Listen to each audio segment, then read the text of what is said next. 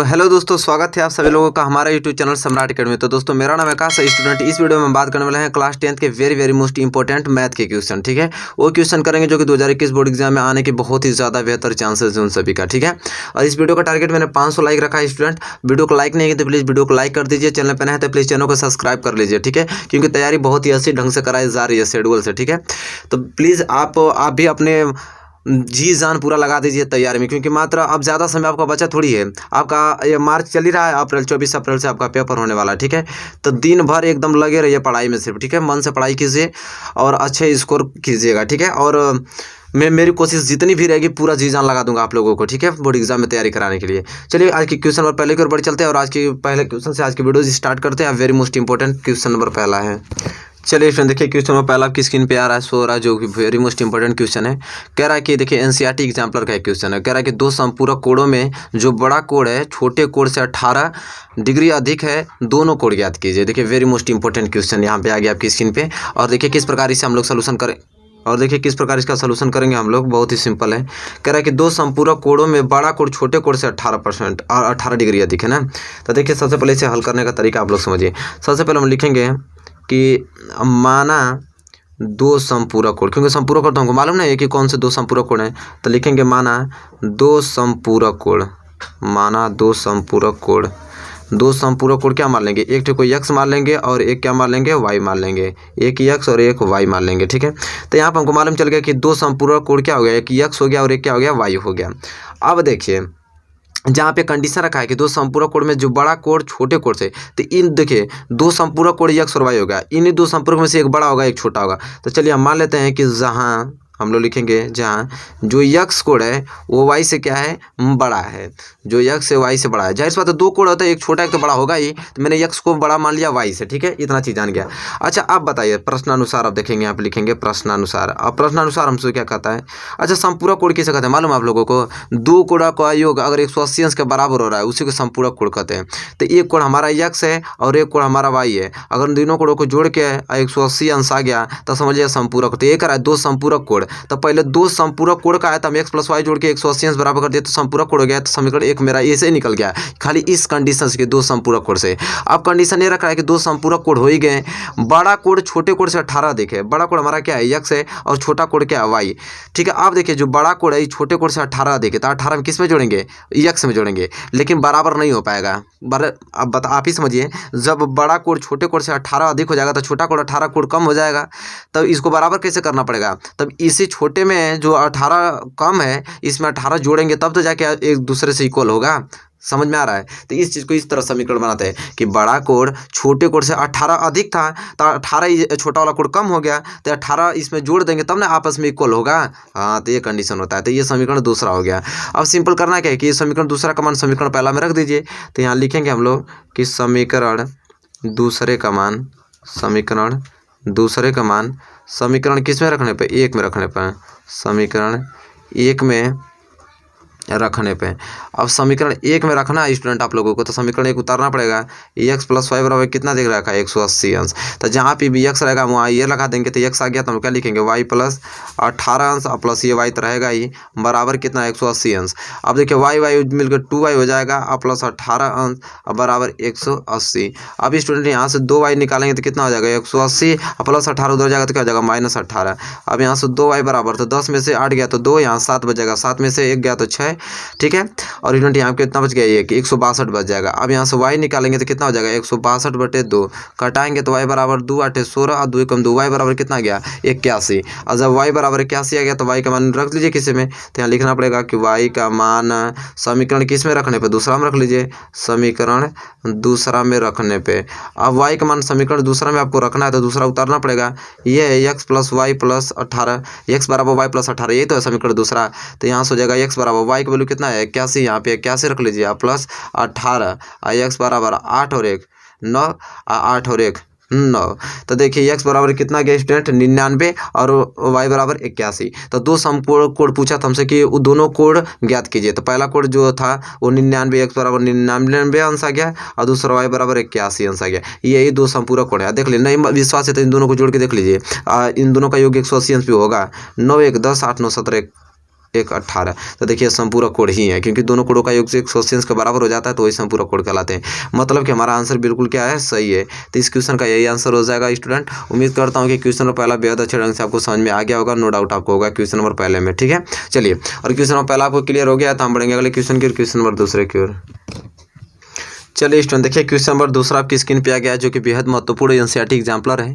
कह रहा है कि यदि दो संख्याएं 480 और 685 के मसक को 480 x माइनस 475 के रूप में व्यक्त किया जाए तो x का मान ज्ञात कीजिए। देखिए बहुत ही मोस्ट इंपॉर्टेंट प्रश्न आ गया आपकी स्क्रीन पे।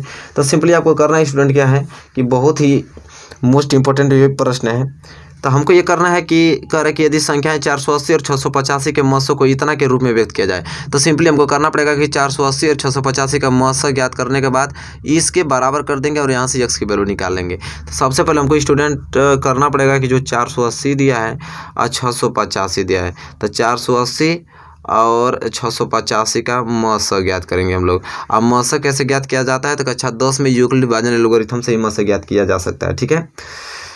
तो यहाँ पे हम लोग लिखेंगे यूक्लिड विभाजन एल्गोरिथम से, यहाँ से लिखेंगे यूक्लिड विभाजन एल्गोरिथम से, ठीक है।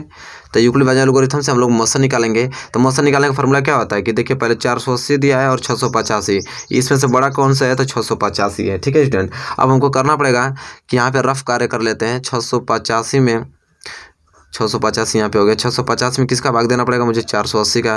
तो कितना बार भाग जाएगा, तो एक बार भाग कितनी बार जाएगी, एक बार। तो कितना लिखेंगे, 480। अब बताइए यहाँ 5 बच गया, यहाँ पे 0 बच गया और यहाँ पे 2 बच गया, कितना बच गया, 205 बच गया स्टूडेंट, ठीक है। अब इसमें हम लोग यूक्लिड विभाजन एल्गोरिथम लगाएंगे। तो हम लोग क्या लिखेंगे, तो यूक्लिड विभाजन एल्गोरिथम क्या होता है कि भाज्य बराबर, फार्मूला जानते हैं आप लोग, भाज्य बराबर क्या होता है, भाजक गुणे भागफल प्लस क्या होता है, शेषफल होता है स्टूडेंट, यही तो होता है शेषफल।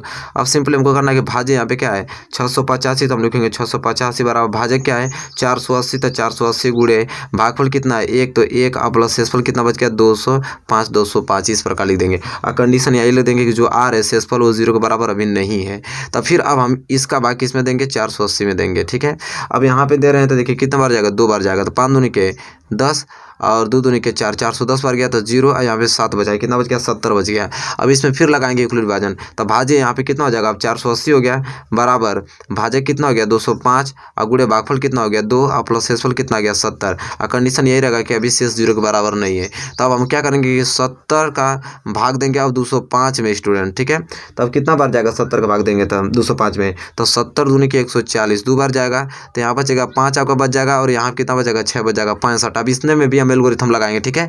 तो यहाँ क्या हो जाएगा, भाज्य क्या हो जाएगा 205 हो जाएगा बराबर, और भाज्य कितना हो जाएगा 70 और भागफल कितना हो जाएगा 2 और प्लस शेषफल कितना हो जाएगा 65। कंडीशन ये रहेगा कि अभी आर जो है 0 के बराबर नहीं है। तो फिर हम ले जाएंगे अब 65 का भाग देंगे किस में, 70 में, तो 65 है कम 65 कितना बचेगा 5। फिर एल्गोरिथम लगाएंगे इसमें, तो हम लिखेंगे भाज्य बराबर, यहाँ भाज्य 70 है, अब भाज्य कितना है 65 और भागफल कितना 1 और प्लस शेषफल कितना बच गया 5। और यहाँ कंडीशन रहेगा कि जो शेषफल 0 के अभी भी बराबर नहीं है। अब 5 का भाग देंगे स्टूडेंट किस में, 65 में, तो 13 5 65, 13 बार में कट जा रहा है, ठीक है 5 से। तो स्टूडेंट अब यहाँ पे शेषफल 0 आ गया, ठीक है, शेषफल 0 आ गया क्योंकि 13 5 65 होता है। अब लगाएंगे एल्गोरिथम, तो भाज्य कहाँ है यहाँ पे 65 बराबर क्या हो जाएगा 5 गुणे 13 और प्लस शेषफल 0। यहाँ पे लिखेंगे जो शेषफल 0 के बराबर आ गया। तो जिस संख्या से भाग देने पर शेषफल 0 आ जाता है वही मसा कहलाता है। तो 5 से भाग देने पर शेषफल 0 आ गया, इसलिए 480 और 685 का जो मस होगा स्टूडेंट, मस वो क्या हो जाएगा 5 हो जाएगा। तो हमसे यही तो पहले पूछा था कि इतना का मस इतना के रूप में हो, तो 480 x माइनस 475 के बराबर हम 5 कर देंगे। इसके मस के बराबर तो क्या ले 480 x माइनस 475 बराबर क्या कर देंगे 5 कर देंगे। अब यहाँ से निकाल लेंगे तो हो जाएगा 480 x बराबर 5 माइनस 475 उधर जाएगा तो प्लस 475 हो जाएगा स्टूडेंट। अब ये हो जाएगा 480 x बराबर 475 में 5 जोड़ेंगे तो 480 आ जाएगा, ठीक है। अब यहाँ से x का वैल्यू निकाल देंगे तो क्या हो जाएगा 480 बटे में 480 हो जाएगा। आप कटा दीजिए, तब यहाँ से कटाएंगे तो x बराबर क्या आ गया 1। यही वैल्यू पूछा था कि x का वैल्यू क्या आ जाएगा, तो x का वैल्यू 1 होगा स्टूडेंट। तो बहुत ही ज़्यादा मोस्ट इंपॉर्टेंट प्रश्न मैं आप लोगों को बता दिया हूँ जो कि बहुत ही ज़्यादा महत्वपूर्ण है। इस क्वेश्चन को आपको तैयार करके किसी कीमत पे जाना होगा स्टूडेंट, ठीक है, समझ रहे हैं। चलिए क्वेश्चन पहला यहाँ पे आपको क्लियर हो गया होगा स्टूडेंट। तो हम बढ़ेंगे अगले क्वेश्चन की ओर, क्वेश्चन नंबर दूसरे की ओर। चलिए स्टूडेंट देखिए क्वेश्चन नंबर तीसरा आपकी स्क्रीन पे आएगा जो कि बहुत ही ज़्यादा महत्वपूर्ण है। कह रहा है कि सूत्र की सहायता से समीकरण 3x² माइनस 2x माइनस 21 बराबर 0 को हल कीजिए। देखिए एनसीईआरटी का एग्जाम्पल और इस क्वेश्चन को बहुत ही मोस्ट इंपॉर्टेंट है। तो देखिए इसे किस प्रकार हल करेंगे, तो देखिए हल में आपको लिखना पड़ेगा यहाँ पे कि दी गई समीकरण, जो दी गई आपको समीकरण है यहाँ पे लिखना पड़ेगा कि दी गई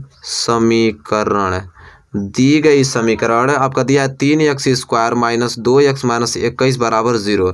दी गई समीकरण 3x² माइनस 2x माइनस 21 बराबर 0 की तुलना हम किससे करेंगे, तुलना हम जो मानक द्विघात समीकरण है, मानक द्विघात समीकरण किससे, तो ax² plus bx plus c बराबर 0 से करने पे, ठीक है, जो समीकरण दिया इसको द्विघात समीकरण से तुलना करने पर अब तुलना करेंगे तो यहाँ पे देखिए आपको दिया है कि 3x² माइनस 2x माइनस 21 बराबर 0। अब तुलना करेंगे हम किससे, ax² plus bx plus c बराबर 0 से। तो आप ही बताइए यहाँ a बराबर क्या निकलेगा 3 और यहाँ b बराबर -2 और c बराबर -21 निकलेगा कि नहीं। तो यहाँ a और b और c का वैल्यू निकल गया। अब कह रहा है कि सूत्र से ज्ञात कीजिए, तो हम लोग कौन सा सूत्र लगाएंगे द्विघात समीकरण हल करने के लिए, श्रीधराचार्य सूत्र, ठीक है, श्रीधराचार्य सूत्र जिसे द्विघाती सूत्र भी कहा जाता है। और श्रीधराचार्य सूत्र क्या है कि x बराबर -20 और प्लस माइनस करड़ी में b² माइनस 4ac/2a, ये होता है श्रीधराचार्य सूत्र। अब इसी सूत्र पे आपको लगाना है, तो स्टूडेंट क्या करेंगे कि x बराबर माइनस है तो माइनस लगा दीजिए, b का वैल्यू क्या है -2 तो -2 और प्लस माइनस लगा देंगे। फिर करड़ी में दिया b² मतलब कि -2 का स्क्वायर करना है। अब -4 है तो 4, फिर a आ गया तो ये क्या है 3, फिर c आ गया तो c क्या है -21 और बटे में स्टूडेंट क्या है 2a का वैल्यू कितना निकल गया 3। अब सिंपली करना है कि यहाँ से x बराबर माइनस माइनस प्लस, तो 2 हो जाएगा, यहाँ प्लस माइनस। अब बताइए -2 का स्क्वायर करेंगे तो 4, माइनस गुणा माइनस में होगा तो हो जाएगा प्लस। अब यहाँ देखिए 4 तिहाई नहीं, इस तरह गुणा कर लीजिए, 3 कम 3 और 3 दूनी के 6, 63 गुणे 4 आ गया, ठीक है, और बटे में 3 दूनी के 6 यहाँ पे आ गया। तो x बराबर यहाँ पे हो जाएगा 2 प्लस माइनस 4 और प्लस यहाँ गुणा करेंगे तो 4 3 12 और 6 चौके 24 1 25 252 बटे में क्या आ जाएगा 6 आ जाएगा। अब स्टूडेंट यहाँ करेंगे तो x बराबर 2 प्लस माइनस अब 252 और 4 कितना हो जाएगा 256 बटे में कितना आ जाएगा 6 आ जाएगा। अब सिंपली इसको हल कर दीजिए तो स्टूडेंट x बराबर क्या आ जाएगा कि 2 है ना, तो 2 और प्लस अब यहाँ पे देखिए 17 आ गया, अरे 256 का वर्गमूल निकालेंगे तो कितना आएगा 256, किसका होता है वर्गमूल, देखिए स्टूडेंट 256 का वर्गमूल निकालेंगे तो कितना आता है 256 का वर्गमूल 16 होता है। अब बटे में 6 आ गया। अब देखिए एक बार माइनस लेने पे एक बार प्लस लेने पे, तो यहाँ पर हो जाएगा x बराबर प्लस लेंगे तो 2 प्लस 16 बटे में 6 आ जाएगा। एक बार इसको माइनस लेंगे तो x बराबर 2 माइनस 16 बटे में क्या आ जाएगा 6 आ जाएगा। तो हल करेंगे तो x बराबर 16 2 18 बटे में 6 आ जाएगा, तो 36 18 मतलब x बराबर यहाँ पे 3 आ गया। ऐसे हल करेंगे तो x बराबर 2 माइनस 16 तो माइनस 14 बटे में क्या आ जाएगा 6, कटाएंगे तो 2 7 14 और 2 3 6 माइनस 7 बटे कितना आ जाएगा 3 आ जाएगा स्टूडेंट। तो अब जैसा कि देख पा रहे हैं यहाँ पे स्टूडेंट कि x बराबर यहाँ पे 3 आ गया और एक ठी x बराबर -7 बटे 3 आ गया। तो यह जो दो मूल हैं 3 कामा -7 बटा 3 इस समीकरण के क्या होंगे हल होंगे स्टूडेंट। तो यहाँ पे आंसर आ गया। तो वेरी मोस्ट इंपॉर्टेंट प्रश्न है, मतलब बहुत ही सरल तरीके से आप लोगों को समझाने की कोशिश किया है। आपको ये प्रॉब्लम दिक्कत नहीं हुई, 1% दिक्कत होने की संभावना इसमें नहीं है, ठीक है। आराम से जाएंगे तो इस सवाल को आप लगा लेंगे, ठीक है। चलिए ये क्वेश्चन नंबर तीसरा था जो कि वेरी मोस्ट इंपॉर्टेंट प्रश्न था। उम्मीद करता हूँ क्वेश्चन नंबर तीसरा समझ में आ गया था। हम बढ़ेंगे अगले क्वेश्चन की ओर, क्वेश्चन नंबर चौथे की ओर। चलिए स्टूडेंट देखिए क्वेश्चन नंबर चौथा आपकी स्क्रीन पे आएगा जो कि वेरी मोस्ट इंपॉर्टेंट प्रश्न है। एनसीईआरटी का एग्जाम्पलर करा है कि दी गई आकृति में त्रिभुज एडीबी जो है वो समरूप है त्रिभुज एडीसी है, तब पी का मान ज्ञात कीजिए। अब यहाँ पे देखिए कंडीशन हमको दे रखा है कि ए डी बी मतलब ये जो आपको त्रिभुज दिखाई दे रहा है, ठीक है, यह त्रिभुज एडीसी इस त्रिभुज के क्या समरूप है, ठीक है, समरूप है, ठीक है। अब इन दोनों त्रिभुज आपस में समरूप हैं, तब पी का वैल्यू पूछा हमसे। तो देखिए बहुत ही सिंपल तरीके से लगा देंगे हम लोग इसको। देखिए किस प्रकार इसे हल करेंगे स्टूडेंट, क्योंकि हमको यहाँ पे दे रखा है, यहाँ पे लिखेंगे हम लोग कि हमको दिया है, आगे से हमको खुद बता दिया है कि त्रिभुज जो हमारा ए डी बी है वो समरूप है हमारे किसके, त्रिभुज किसके, ए डी सी के, वो क्या है समरूप है। अतः यहाँ पे समरूप हो गया तो हम लोग लिखेंगे कि अतः संगत भुजाएं समानुपात में होंगी, समानुपात समानुपात में होंगी, क्योंकि समरूप त्रिभुज जब हो जाता है तो उसकी संगत भुजाएं समानुपात में होने लगती हैं। तो हम लोग लिख देंगे कि जो ए बी भुजा होगी, ए बी वो किसके, ए सी के समानुपात होगी, और बराबर जो बी डी भुजा होगी, बी डी, तो बी डी भुजा जो होगी स्टूडेंट वो किसके, डी सी भुजा के क्या होगी, समानुपात होगी। अब स्टूडेंट करना हमको ये चीज़ है कि ए बी बराबर कितना दिया है यहाँ पे 18, और बटे में ए सी जो दिया है वो कितना दिया है, पी, बराबर है हम लिखेंगे बी डी, जो बी डी कितना दिया है यहाँ पे, बी डी बराबर पी दिया है, और डी सी कितना दे दिया है यहाँ पे 2। अब सिंपल से इसको हल कर देंगे तो पी में पी का गुणा करेंगे तो पी स्क्वायर बराबर 18 दूनी के 36 निकल जाएगा। यहाँ से पी निकालेंगे तो यह वर्ग तो उधर जाएगा तो वर्गमूल हो जाएगा। यहाँ से पी बराबर कितना आ जाएगा, 6 सेंटीमीटर। अब देखिए बात खत्म है, हमसे पी बोलो पूछा था, अब पी हमको मालूम चल गया कि पी कितना है, 6 सेंटीमीटर, ये इसका आंसर हो जाएगा। तो देखिए कितना मोस्ट इंपॉर्टेंट प्रश्न है, और बहुत ही वेरी मोस्ट इंपॉर्टेंट प्रश्न है। कितना आसानी से हमने लगा दिया इसको कि दो त्रिभुज जब समानुपात होते हैं तो उसकी संगत भुजाएं भी समानुपात होती हैं, मतलब दो त्रिभुज जब समरूप होते हैं तो उसकी जो संगत भुजा होती है समानुपात में होती है। आराम से मैंने इस चीज़ का फॉर्मेट लगाया और हल हो गया। तो चलिए उम्मीद करता हूँ क्वेश्चन नंबर चौथा आपको समझ में आ गया होगा स्टूडेंट, नो डाउट आपको होगा क्वेश्चन नंबर चौथे में। तो हम बढ़ेंगे अगले क्वेश्चन की ओर, और क्वेश्चन नंबर 5वें की ओर उसे समझने की कोशिश करेंगे। चलिए स्टूडेंट देखिए क्वेश्चन नंबर 5 आपकी स्क्रीन पे आएगा, जो कि वेरी मोस्ट इंपॉर्टेंट क्वेश्चन है। कह रहा है कि सिद्ध कीजिए कि सेक 70 अंश इंटू साइन 20 अंश प्लस कास 20 अंश इंटू कोसेक 70 अंश बराबर क्या होना चाहिए, 2 होना चाहिए। ये हमको सिद्ध करना है। तो चलिए सिद्ध करने के लिए सबसे पहले हम लोग बायां पक्ष लेंगे, और बायां पक्ष सिद्ध करके हम लोग दायां पक्ष लाएंगे। तो सबसे पक्ष यहाँ लिखेंगे सबसे पहले कि बायां पक्ष लेने पे, और बायां पक्ष लेने पे तो बायां पक्ष उतारना पड़ेगा। तो आप कह दिया है कि सेक 70 अंश इंटू साइन 20 अंश प्लस उतार देंगे, कास 20 अंश इंटू कोसेक कितना दिया है, 70 अंश। अब इसे हल करेंगे स्टूडेंट, देखिए बहुत ही सिंपल तरीके से हल करना बता रहा हूँ।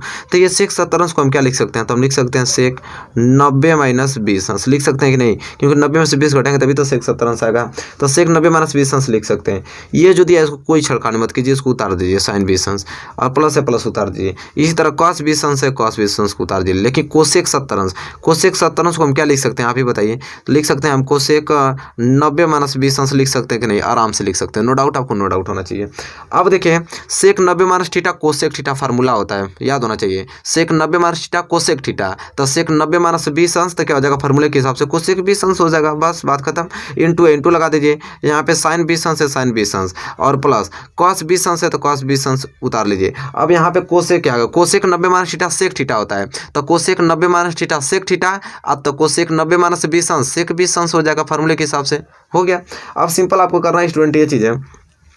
देखिए कोसेक 20 अंश को क्या लिख सकते हैं, फार्मूला होता है कोसेक 20 अंश को हम लिख सकते हैं 1/साइन 20 अंश, फार्मूला तो याद ही होगा ना आप लोगों को। कोसेक 20 अंश को हम 1/साइन 20 अंश लिख सकते हैं, और इंटू इधर साइन 20 अंश आपका बचाइए, आप प्लस इधर देखिए यहाँ पे कॉस 20 अंश है तो कॉस 20 अंश उतार लीजिए, इंटू देखिए सेक 20 अंश को क्या लिख सकते हैं, 1/cos 20 अंश लिख सकते हैं फार्मूले के हिसाब से, ठीक है। क्योंकि फार्मूला होता है, यहाँ पे फार्मूला में लिख देता हूँ ताकि आपको समझे। फार्मूला होता है कि कोसेक थीटा बराबर 1/साइन थीटा फार्मूला होता है, और एक होता है कि सेक थीटा बराबर 1/cos थीटा फार्मूला होता है। तो ये दोनों फार्मूला यहाँ पे लगे हैं, और ऊपर वाला फार्मूला भी यहाँ पे लिख देता हूँ ताकि आपको नो डाउट आपको होगा कि यहाँ फार्मूला होता है कि सेक 90 माइनस थीटा बराबर क्या होता है, कोसेक थीटा होता है, फार्मूला होता है, ठीक है।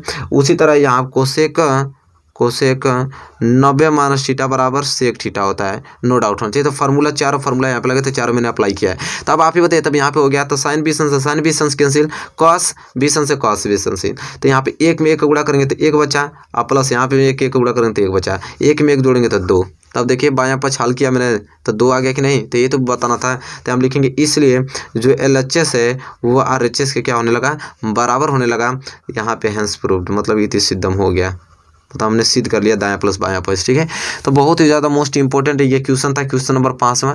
उम्मीद करता हूँ कि बेहद अच्छा ढंग से आपको समझ में आ गया होगा, ठीक है। चलिए क्वेश्चन नंबर 5 क्लियर हो गया है, तो हम बढ़ेंगे अगले क्वेश्चन की ओर, और क्वेश्चन नंबर 6वें की ओर उसे देखेंगे और समझने की कोशिश करेंगे। चलिए स्टूडेंट देखिए क्वेश्चन नंबर 6 आपकी स्क्रीन पे आ गया है, जो कि बहुत ही ज़्यादा महत्वपूर्ण प्रश्न है। NCERT के एग्जाम्पलर का प्रश्न है। कह रहा है कि यदि मीनार की ऊंचाई एवं उसकी छाया की लंबाई समान हो तो सूर्य का उन्नयन कोण होगा। देखिए मान लीजिए कोई मीनार है, क्या स्टूडेंट, इसको हम क्या मान लेते हैं, खूब बड़ा सा ये आपका मीनार है। कह रहा है कि मीनार की जो ऊंचाई, मान लीजिए मीनार की ऊंचाई मैंने x मीटर मान लिया। कह रहा है कि जितनी मीनार की ऊंचाई है तो उसकी छाया कहाँ बनेगा, जमीन पर बनेगा, तो उसकी छाया तो यही तो बनेगा उसकी छाया। तो कह रहा है मान लीजिए इसको a ले लेते हैं, इसको हम b ले लेता हूँ, इसको c मान लेता हूँ। कह रहा है जितनी मीनार की ऊंचाई है, मीनार की ऊंचाई के बराबर उसकी छाया की लंबाई, तो इसकी छाया ये होगी, तो ये भी आपको x मीटर ही मान लेता हूँ। तो कह रहा है कि देखिए यहाँ पे सूर्य है, तो कह रहा है कि सूर्य का उन्नयन कोण जो नीचे से ऊपर देखते हैं तो थीटा हो जाएगा। तो यह कोण हमको ज्ञात करने के लिए पूछ रहा है। तो बहुत ही सिंपल यहाँ पे है। तो पहले सबसे पहले ये चीज़, इसको सवाल को लगाने से पहले जो इसका फॉर्मेट होता है लिखने का, उसे लिखने की जरूरत होती है। अगर वो आपने सही लिखा है तो 100% एग्जामिनर को फुल मार्क्स। ये नहीं कि चित्र बना दिया हल कर दिया, नहीं, लिखने का तरीका आपको मालूम होना चाहिए। तो यहाँ पर लिखना पड़ेगा हमें। देखिए जिस प्रकार लिख रहा हूँ उसी प्रकार आपको लिखना पड़ेगा। माना ये भी एक मीनार है, यहाँ पे मानना पड़ेगा आपको, माना ये भी एक मीनार है। देखिए ये भी एक क्या है, मीनार है, तथा BC ये वाला, तथा BC उसकी छाया है, BC उसकी छाया है, इस तरह लिखना पड़ेगा। ठीक है, अब ये भी एक मीनार है, BC तथा उसकी छाया है। यहाँ पे दिया हमको, यहाँ पे दिया भी लिखना पड़ेगा। दिया हमको क्या दिया स्टूडेंट, कि मीनार की ऊंचाई दिया था ना हमको, कि मीनार की ऊंचाई तथा छाया की लंबाई, मीनार की ऊंचाई तथा छाया की लंबाई बराबर है, लंबाई बराबर है। ये तो हमको क्या किया है, दिया है।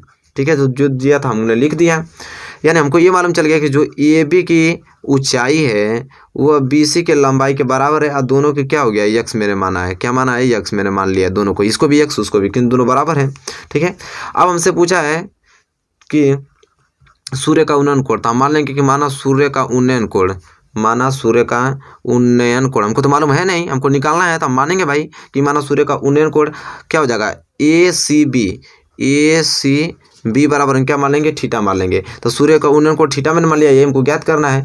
तब हम हल करेंगे इसको और लिखेंगे कि समकोण त्रिभुज, ये समकोण त्रिभुज बन गया आपका, समकोण त्रिभुज ABC में। अब समकोण त्रिभुज ABC में आप देखिए अब कैसे लगाने का तरीका होता है। यहाँ पे लंब आपको दिया, आधार दिया, तो पता है कौन सा सर्व समीकरण फॉलो कर रहा है, टेन थीटा वाला, क्योंकि टेन थीटा बराबर तो होता है लंब बटा आधार, और जो दिया उसी को तो लगाएंगे। लंब हमको दिया था, आधार दिया था, तो टेन थीटा बराबर लंब बटा आधार हो गया।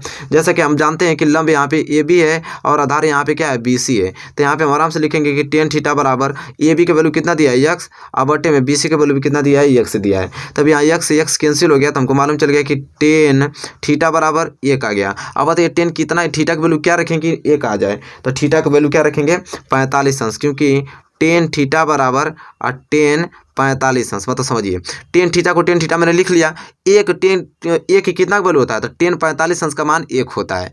तो अब देखिए टेन से टेन यहाँ पे कैंसिल, तो थीटा बराबर 45 अंश, मतलब कि अगर थीटा की जगह 45 अंश रख देंगे तो वो 1 आ जाएगा, क्योंकि टेन 45 अंश का ही मान 1 होता है। तो थीटा बराबर कितना गया, 45 अंश। अब थीटा 45 आ गया, तो थीटा को तो सूर्य का उन्नयन कोण माने थे, तो हम लिखेंगे इसलिए सूर्य का उन्नयन कोण, इसलिए सूर्य का उन्नयन कोण थीटा बराबर कितना, 45 अंश आ गया। तो सूर्य का उन्नयन कोण 45 अंश आ गया स्टूडेंट। ठीक है, तो देखिए बहुत ही मोस्ट इंपॉर्टेंट क्वेश्चन था, क्वेश्चन नंबर 6वां। उम्मीद करता हूँ कि आपको बहुत ही अच्छे ढंग से समझ में आ गया होगा स्टूडेंट।